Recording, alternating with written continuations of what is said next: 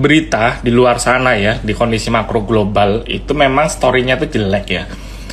Dalam artian begini nih, walaupun kemarin kalau kita lihat di minggu lalu kan market The Fed sama Eropa, jadi market Amerika Serikat dan juga Eropa itu ditutup naik karena memang kalau kita lihat ternyata banyak investor itu yang sekarang pada wait and see nih dengan kondisi makroekonomi yang ada di Amerika Serikat. Kenapa wait and see? Karena besok itu merupakan besok malam ya, itu akan ada data rilis ekonomi, terutama data inflasi yang ada di negara Amerika Serikat.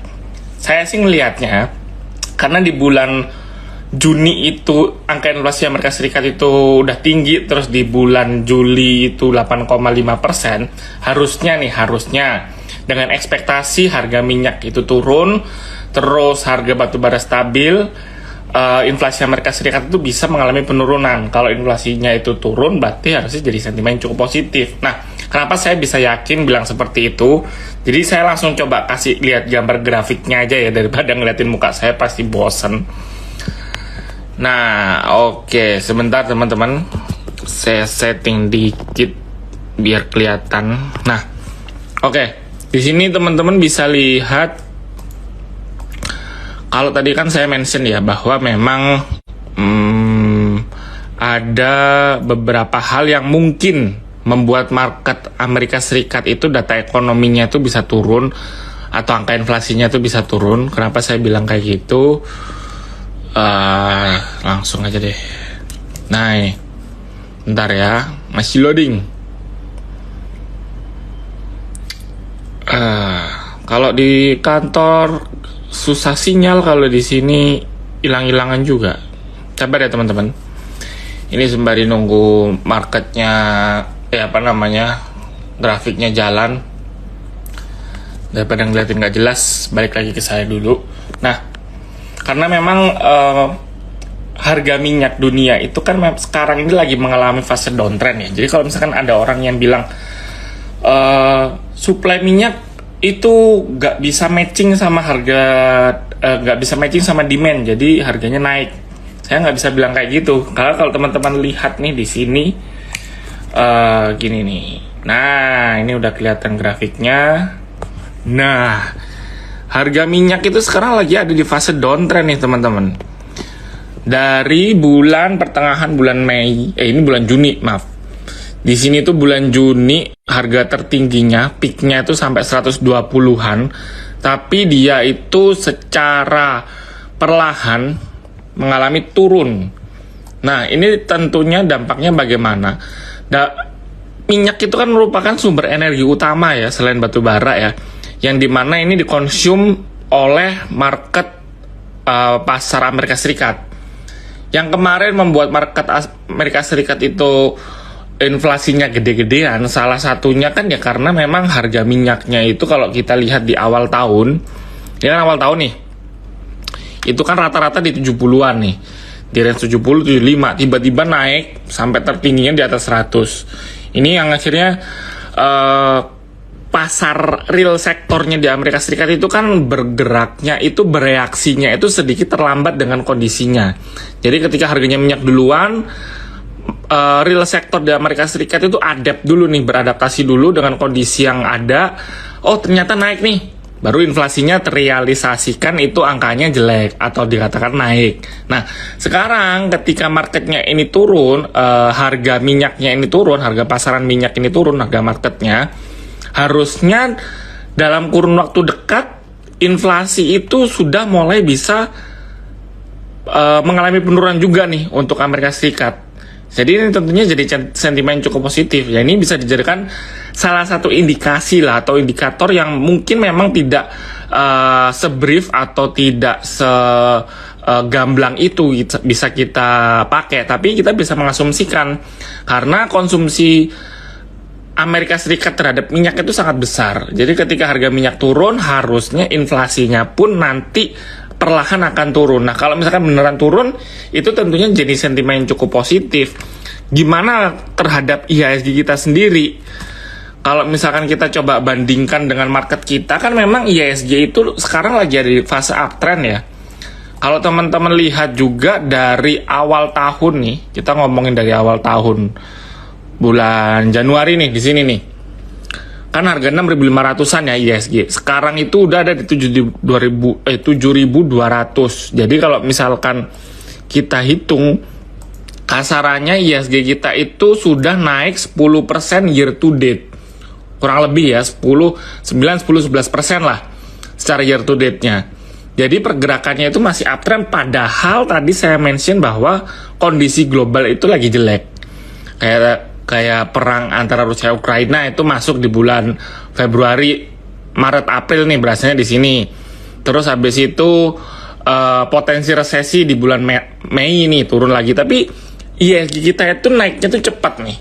Sedikit berbeda dengan kondisi market yang ada di luar sana, terutama market Amerika Serikat ya. Nah, bahayanya ini sekarang tuh apa? Karena kan market Amerika Serikat tuh sekarang lagi turun, tapi market kita itu lagi naik. Sekarang ini lagi game changing nih, di mana market Amerika Serikat tadi seperti saya mention mengatakan bahwa harusnya potensi inflasi itu sudah mulai semakin mereda kalau nggak ada embel-embel perang lagi, atau misalkan supply sama demand-nya udah mulai match lagi untuk harga minyaknya. Itu harusnya sudah mulai bisa turun, tapi beda halnya dengan Indonesia, di mana Indonesia ini sekarang berpotensi untuk berbalik arah. Kalau misalkan Amerika Serikat dari berita negatif tiba-tiba positif, market Indonesia ini berita positif ditakutkan bisa negatif. Kenapa? Karena kemarin dari minggu lalu teman-teman udah tahu semua harga BBM itu udah naik.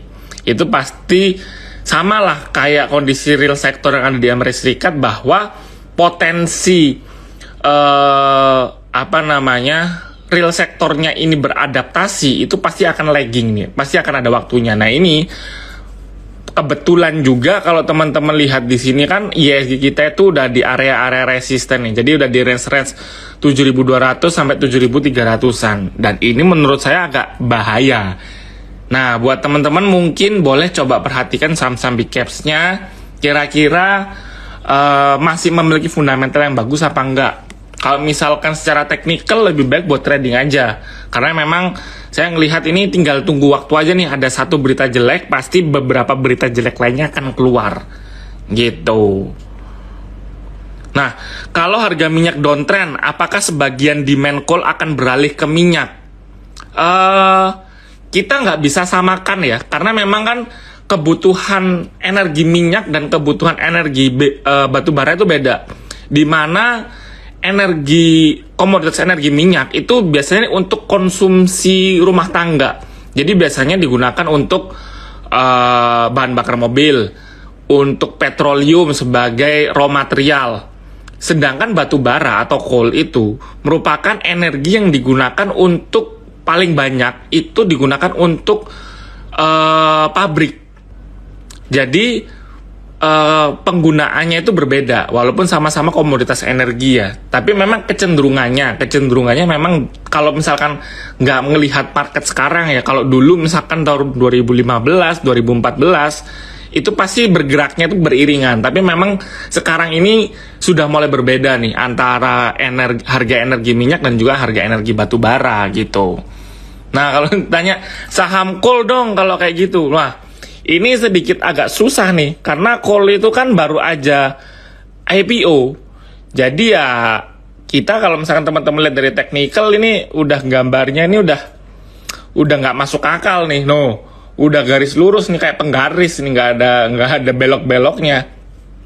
Menurut saya sih kalau teman-teman memang IPO hunter ya, kalau saya ngelihat dari satu semester kemarin lah, di satu semester 2022 ini banyak saham-saham IPO itu yang kayaknya, terutama yang small mid cap ya, saya nggak ngomong yang big caps-nya, nggak yang MTEL, nggak yang Goto, nggak yang Buka, tapi lebih ke saham-saham kecilnya, itu pasti sukses nih IPO-nya. Jadi lebih dari 5 hari dia bisa auto reject atas. Ya mungkin teman-teman kalau misalkan belakangan ini mulai cari-cari saham IPO kira-kira apa yang menarik, nggak apa-apa, jadi IPO hunter aja kalau memang cuan ya why not gitu loh. Karena tapi ya memang IPO hunter itu untung-untungan ya, karena kita nggak bisa tahu nih kalau misalkan kita ngikut IPO dapat berapa lot itu kan kita nggak bisa tahu.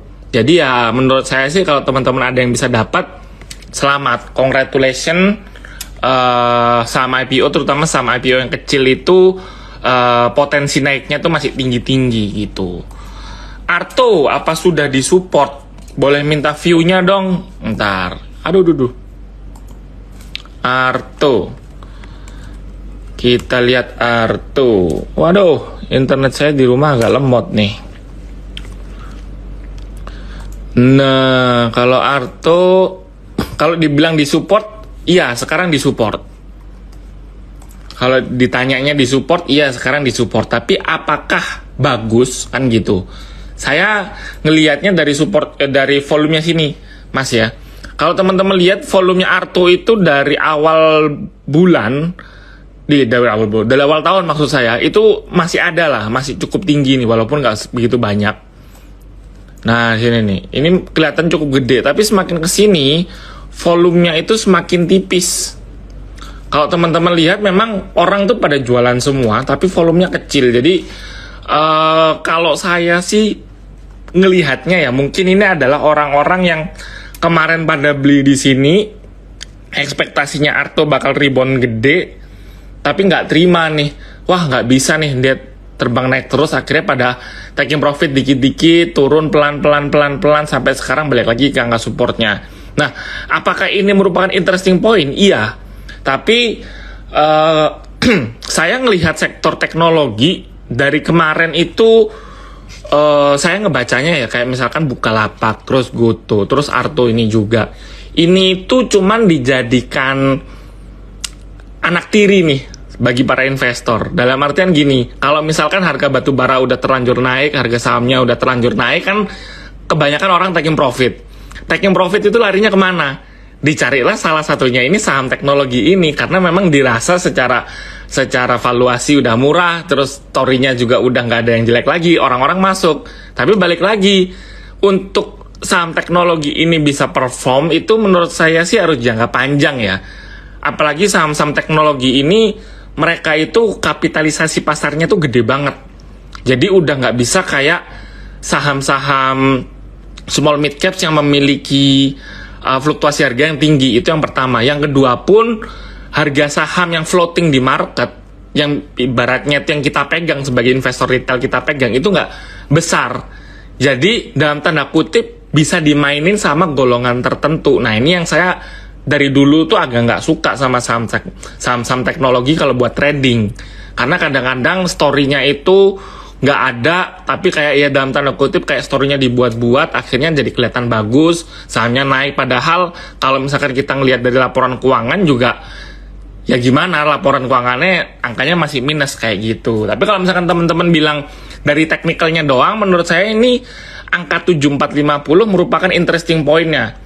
Tapi kalau saya nggak suka saham teknologi. Kalau misalkan tapi teman-teman suka, ya nggak apa-apa. Coba dari sisi teknikalnya udah mulai menarik, tinggal tunggu volumenya aja nih ke create. Ini kan kalau teman-teman lihat di sini nih volumenya hijaunya banyak, volumenya ke create nih, banyak hijau-hijau kecil-kecil. Tapi kalau di sini kan belum ada hijaunya. Jadi kalau teman-teman mau masuk, lebih baik tunggu ada volume belinya mulai tampak gitu. Saratoga, view-nya gimana? Saratoga ini kemarin saya ngobrol lucu-lucu aja ya, ini ngobrol-ngobrol ngasal, jadi disclaimer aja. Kan katanya Pak yang punya Saratoga ini, Pak Sandiaga Uno, pengen maju nih di pemilu 2024. Ya harusnya seyogyanya pasti kan dia butuh duit. Salah satu duit paling banyak yang bisa didapatkan kan ya dari sini nih. Jadi makanya kayaknya dia memang secara teknikal jadinya kita jadi berasumsi nih, wah kalau misalkan Pak Sandiaga Uno maju, kira-kira sahamnya ikutan naik gak ya? Oh ini ternyata bener nih, dari bulan Juli sampai sekarang naik terus, perlahan-lahan naik. Tapi ya saya nggak bisa bilang itu sebagai sebagai salah satu katalis buat teman-teman buat masuk ya, itu karena ya ini cuman obrolan lucu-lucu aja gitu. Tapi kalau misalkan teman-teman lihat dari teknikalnya, memang dia masih bergerak uptrend, volumenya juga ada. Jadi kalau misalkan amit-amit teman-teman nyangkut, buat langsung cut loss itu gampang. Jadi misalkan punya uang banyak nggak bisa nyangkut nih. Jadi jual buang kiri itu masih bisa untuk Saratoga. As long as dia ada di uptrend channelnya sih menurut saya beli nggak apa-apa. Dan dia kalau dari MA-nya pun juga udah di atas MA 20-nya. Jadi menurut saya sih dia udah konfirmasi bergerak uptrend channel gitu. RMKE bagaimana? Aduh, bentar. RMKE. RMKE memang harusnya dia itu bergeraknya uptrend, tapi kemarin itu minggu lalu uptrendnya kekencengan nih. Jadi kalau misalkan teman-teman ngelihatnya ini kan jadinya kok naiknya buru-buru, padahal dari kemarin tuh naiknya enak loh, pelan tiba-tiba ini naiknya buru-buru. Makanya menurut saya wajar 2 hari terakhir, jadi hari ini sama kemarin Jumat itu dia dibuang. Tapi apakah dia masih bergerak uptrend? Masih. Tapi dalam jangka pendek nih, dalam jangka pendek banget ya, 1-2 hari mungkin dia masih bakal bergerak, bisa berpotensi turun nih. Ini kan 985 ini kan merupakan interesting poinnya ya. Tapi kalau saya ngelihat dia bisa berpotensi turun. Bisa turun sampai ke berapa, mungkin bakal balik lagi nih deket-deket ke MA 20-nya. Kalau teman-teman lihat kan soalnya RMK itu bergeraknya nggak pernah lebih dari MA, nggak pernah jauh-jauh dari MA 20-nya. Nah ini kan udah kejauhan nih. Kayak sama MA 20-nya dipanggil nih, balik lu, harganya udah ketinggian, turun dulu. Jadi kalau teman-teman mau nampung RMKE, enaknya itu ketika garis MA 20-nya ini udah mulai dekat ke sini nih. Jadi di sini, ya let's say kita beberapa hari ke depan kan pasti MA 20-nya bakal ikutan naik nih. Tapi harganya makin turun. Jadi ya kita coba-coba antri beli di 880, 890, nggak usah sampai 900 lah. Jadi kita coba antrinya di harga bawah aja, kita tampung di harga bawah itu masih oke untuk RMKE. Keren gimana? Keren. Kalau bahasa Jawa tuh ketek suren. Ketek suren itu monyet sisiran. Wadaw, beneran nih disisir ini. Baru hari ini naik ya. Saya nggak bisa analisis sih kalau kayak gini, dia baru bangkit dari kubur. Ya kalau misalkan teman-teman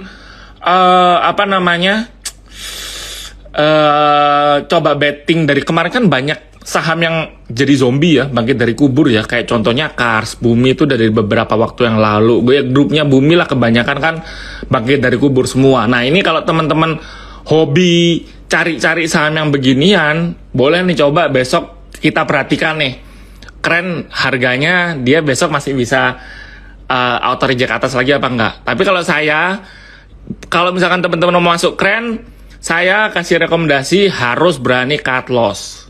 Tetap ya, karena kalau auto reject atas pasti juga ada potensi auto reject bawah. Takutnya kalau auto reject bawah, teman-teman nggak bisa keluar, harganya udah balik ke 50, amsyong. Gitu.